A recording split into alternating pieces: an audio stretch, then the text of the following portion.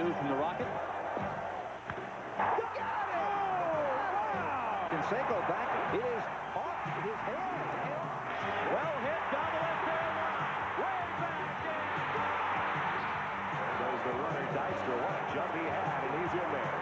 Here's the 1-2. Struck him out, and the Braves. What a play by Alomar. Grand slam, Frank Thomas. Oh, boy, what a catch. He did it. He did it. No hitter for Jim Abbott.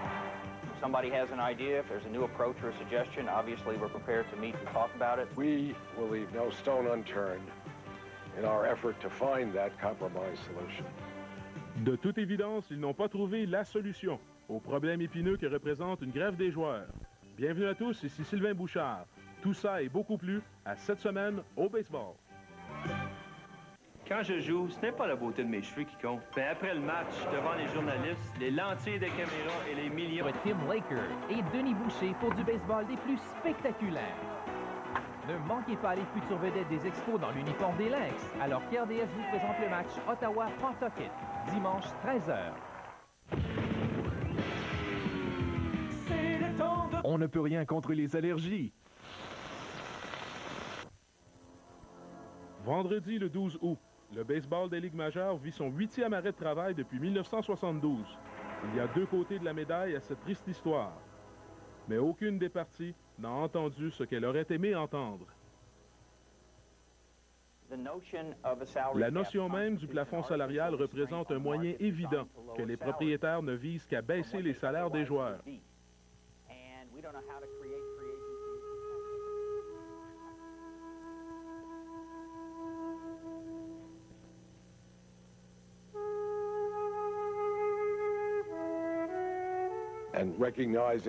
L'association des joueurs doit reconnaître que ce n'est pas par hasard si tant d'équipes fortes deviennent faibles et vice-versa du jour au lendemain.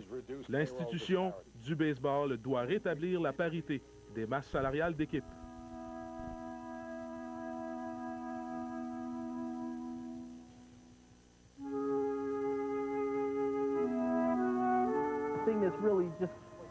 Ce qui est difficile à avaler avec cette grève, c'est que plusieurs joueurs connaissent des saisons de rêve cette année. C'est très décevant, mais il y a des choses importantes sur la table à régler.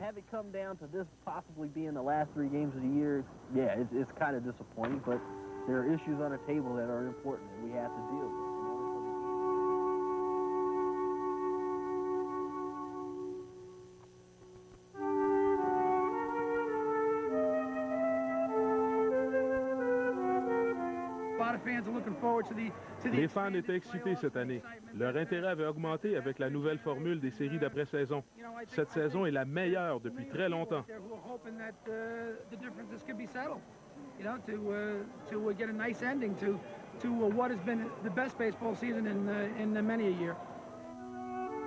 Ironiquement, le dernier tir de Randy Johnson, peut-être le dernier tir de la saison, était une strike. 15 strikeouts for Randy Johnson. He wins his 13th. Ken Griffey Jr. a grand slam, and the Mariners go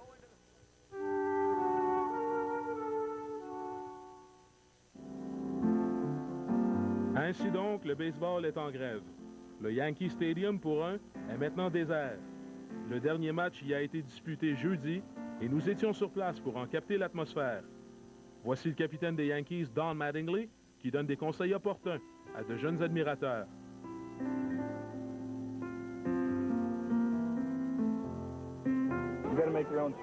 Vous aurez plusieurs choix à faire dans votre vie.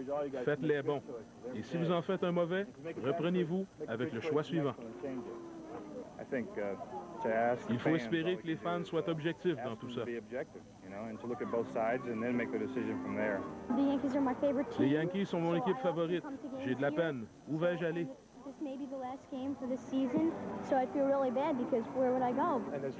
Les enjeux de cette grève sont énormes. Je ne peux toutefois croire que la saison des Yankees est peut-être terminée.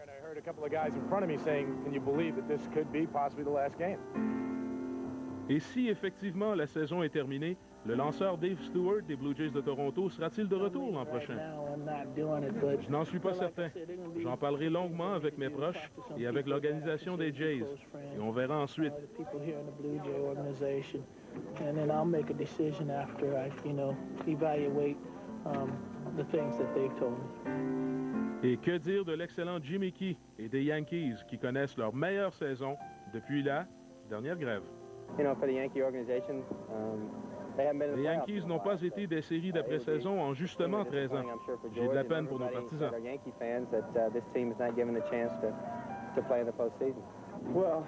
Mon cœur est avec les fans. C'est désolant pour tous, cette sale affaire.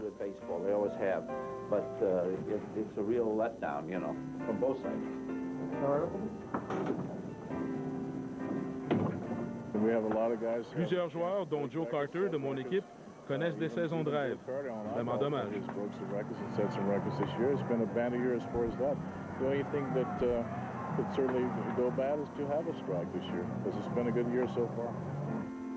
Joe Carter a mis fin à la saison 1993 avec un coup de circuit historique en Série mondiale. Il en a frappé plusieurs autres depuis, mais le dernier serait-il sa dernière présence au bâton en 1994? Carter sympathise avec les partisans, où qu'ils soient. Pour une rare fois qu'il ne m'injuriait pas, j'ai pu jaser avec quelques partisans des Yankees et j'ai pu sentir leur chagrin. Ce sera vraiment difficile pour tous. The fans don't want to see it happen. They want to see baseball, especially here in New York with the Yankees in first place. But it's going to be tough. Pendant combien de temps? Qui sait? En 1993, les Mets de New York ont été pitoyables, tant sur le terrain que loin du losange. C'est ainsi que l'ancien gagnant du trophée Cy Young, Bret Saberhagen, a terminé une saison ternie par les blessures avec une fiche de 7-7. De quoi alimenter les rumeurs d'échange. Je suis content de toujours être à New York. J'ai vécu des moments terribles à mes 2 premières années ici, mais cette année, tout va comme sur des roulettes.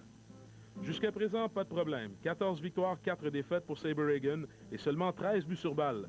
Il faut remonter à 1919 pour voir un lanceur partant accumuler plus de victoires que de buts sur balle. Une question de contrôle historique. Saberhagen catches the outside corner again. He has been hot. La clé, les arbitres sont meilleurs. Non, je blague. Le contrôle, c'est inné chez moi, autant que la coordination. Imaginez, en moyenne, 1 but sur balle seulement à tous les 2 matchs.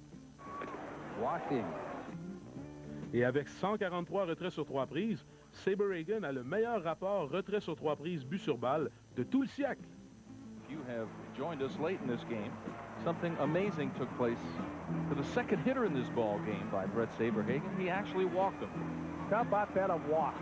Get a picture of that. Quand j'étais avec Kansas City et que nous jouions au Minnesota, l'opérateur du tableau indicateur montrait un fantôme avec la mention « Les buts sur balle te hanteront ». J'en ai pris bonne note. Que les frappeurs méritent d'être sur les buts.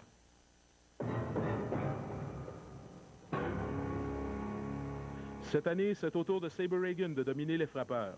Un Saberhagen qui ne veut tout simplement pas baisser les bras.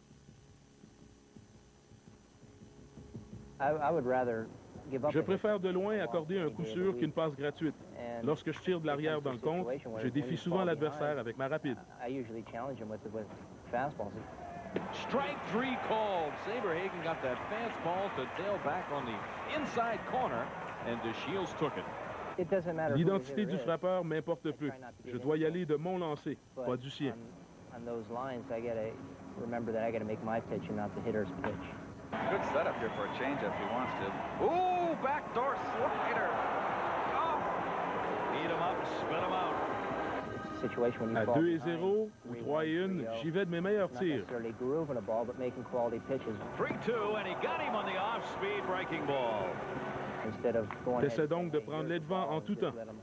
Saberhagen with the payoff pitch. Breaking ball, and it throws up. Je n'aime pas donner de cadeaux. Quand j'en donne, je perds le contrôle. Now he's coming back in. That's beautiful. Right on the corner. I love it. I love it. I love it. I love it. The pitcher should watch this. The guy's going to get on base. I want him to get on base by earning it, getting a hit, instead of me giving him a gift and getting on base. So it's try to face the task at hand and not let it get out of control. Le contrôle, voilà le mot-clé pour le Saberhagen de 1994.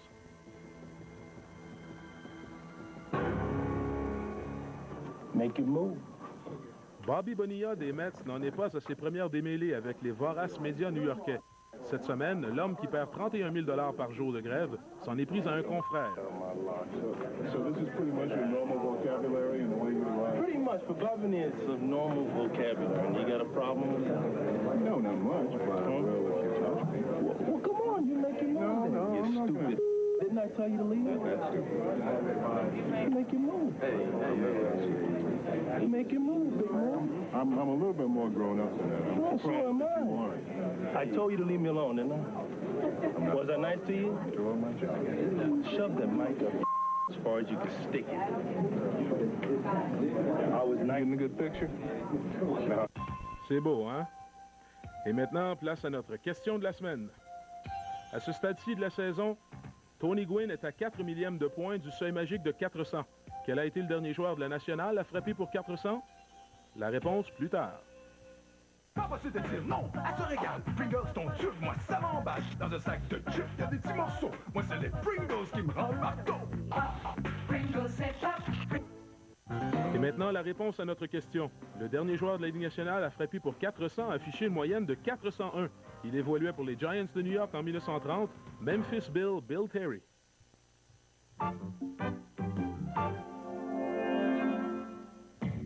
Lors du déclenchement de la grève, les Astros de Houston n'étaient qu'à une demi-partie de la tête. Mais leur as Jeff Bagwell a subi une fracture à une main, ce qui devrait le mettre au rencard pour 3 à 5 semaines. Jusque-là, Bagwell connaissait une saison de rêve.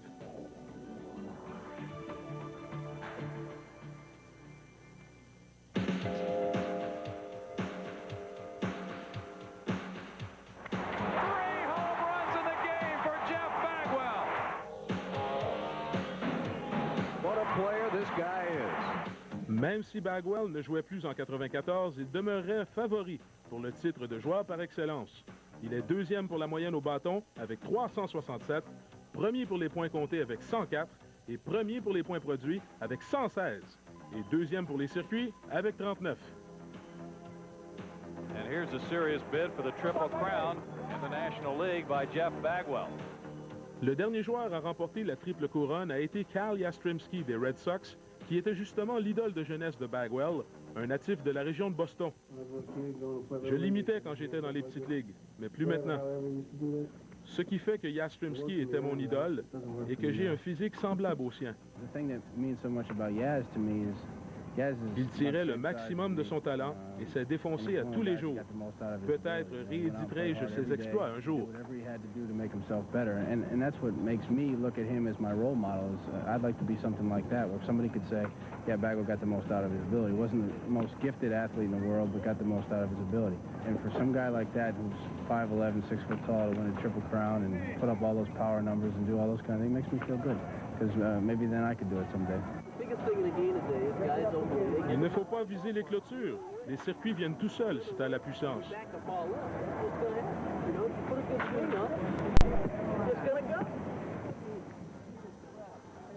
Tony Gwynn des Padres de San Diego est aussi une idole de Bagwell. En cette année, Gwynn voit quelque chose de spécial dans la superstar silencieuse des Astros. Je remarque que Bagwell frappe beaucoup de circuits au champ centre droit ou carrément dans la droite.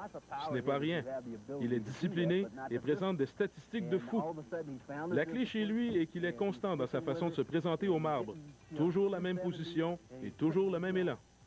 40 homers, 120, you know, he's going to put some ungodly numbers on the board by the end of the year, but the reason why it's been so consistent this year is because his stroke has been consistent. He hasn't changed much. You know, he's such a professional. And Gwynn est un vrai pro. Sa tête ne bouge jamais. La balle est donc toujours au même niveau pour lui. Ses mains. Bref, c'est le meilleur frappeur du baseball et il représente pour moi un modèle à suivre. Uses his hands great. I mean, he's the best hitter in baseball. I could go on talking forever about Tony Gwynn, and I could just hope someday I could be half the hitter he is. Bagwell gets his third straight hit. Bagwell has been everything the Astros hoped he would be, and more. And he hits this one a ton to center field. And with one swing of Jeff Bagwell's bat, he has just shattered two long-standing Houston Astros team records. Pour Bagwell, des marques d'équipe pour circuits et points produits en une saison. Et même s'il ne frappait plus un seul circuit à l'Astrodome cette année, il dépasserait quand même le total de toute l'équipe des Astros pour la saison de 84. On savait qu'il deviendrait un grand frappeur. I think he will do that someday. The power numbers are the surprising numbers, and probably his upper body strength to me is more surprising than anything. Je frappe quatrième et je suis presque gêné de le suivre dans le rôle des frappeurs. Je me retrouve plus souvent qu'autrement ébahi par ses performances. Bien sûr, les exploits de Bagwell en font une célébrité, un statut tout à fait nouveau pour lui.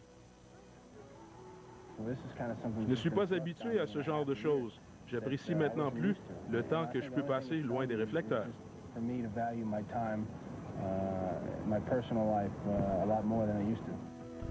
Pour l'instant, le sort de Bagwell est incertain, mais ne soyez pas surpris s'il est tout de même choisi joueur par excellence de la nationale.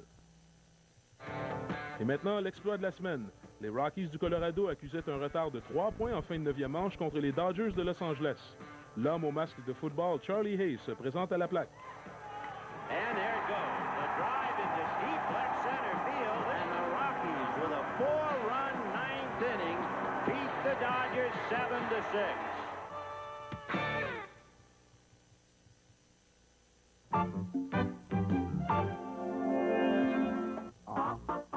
La présentation des matchs de baseball s'accompagne toujours d'un avertissement à propos des droits de télédiffusion. Mais soyons sérieux, il y a restrictions et restrictions. And Mike Mee will take us through the always fun disclaimer here at Joe Robbie Stadium. Go ahead, Michael. This program is authorized under television rights granted by the St. Louis National Baseball Club, Incorporated. Bunted toward first. Vaughn looked around and pulled away.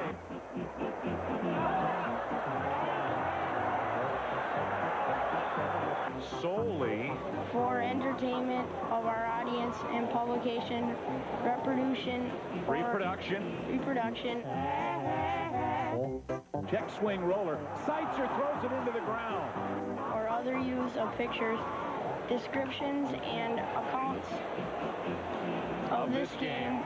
On the ground to third, shot at 2. There. Oh, the ball goes into the outfield. Competition is fierce for souvenirs today. Oh, who said baseball is not a contact sport? Oh.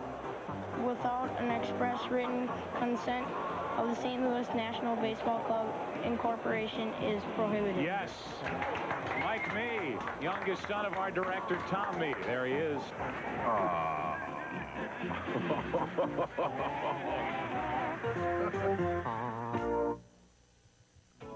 RDS vous invite à suivre Tim Laker et Denis Boucher pour du baseball des plus spectaculaires. Ne manquez pas les futures vedettes des... Contre les allergies. On ne peut rien contre la canicule. On ne peut rien contre les moustiques, mais rien ne peut nous contrer lorsqu'il s'agit d'information. Et maintenant, notre tour d'horizon hebdomadaire des Ligues majeures. À tout seigneur, tout honneur, Frank Thomas, qui avec Ted Williams et Lou Gehrig, est le seul joueur à avoir obtenu au moins 100 points produits, 100 points comptés, 100 buts sur balle, 20 circuits et une moyenne au bâton de 300 pendant 4 années consécutives. Et n'oublions pas que Thomas n'en est qu'à sa 4e saison complète dans les majeures. Well, he rips out. That's a fair ball. Here comes Cora. He's going to score. Rain's on his way to third. They're going to wave him around. Brock's going to score. Frank into second with a double. RBI is number 100 and 101 for the Big Hurt. Entre-temps, Jack Morris, un vétéran de 17 saisons, a reçu son congé sans condition des Indians de Cleveland en dépit d'une fiche de 10 victoires et 6 défaites. Morris a remporté 4 fois la Série mondiale, dont 3 d'affilée, en plus d'avoir été choisi joueur par excellence de la Série mondiale pour Minnesota en 1991. Place maintenant à nos jeux de la semaine. Le voltigeur Kenny Lofton des Indians de Cleveland. Kenny Lofton on his horse. What a catch by Kenny Lofton. Unbelievable. He came out of nowhere and timed his lead perfectly. He's just an outstanding defensive player. Le voltigeur Billy Beane des Padres de San Diego. That is gonna be caught by Billy Beane. What a sensational catch.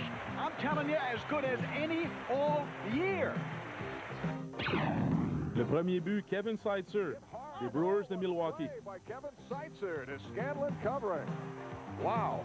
Boy, play of the decade. What a terrific play. La petite peste des Marlins de la Floride, Chuck Carr. Chucky Carr made the catch. Oh, wow, what a catch by Carr. On the dead run at the 410 mark against the wall. Et peut-être pour une dernière fois à vie, un jeu de la semaine de Ozzie Smith des Cards de Saint-Louis. And what a fantastic play. Le magicien d'or. Gave on the bad hop and got the out while stretched out up the middle. There isn't much up the middle that Ozzie Smith does not get to. Et maintenant, notre joueur de la semaine. Que diriez-vous de Kirby Puckett des Twins du Minnesota? Une moyenne de 529 cette semaine, avec 3 circuits, 9 points marqués et 15 points produits.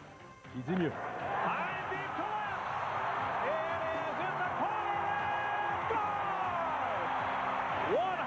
Runs batted in for Puckett. 7 runs batted in tonight.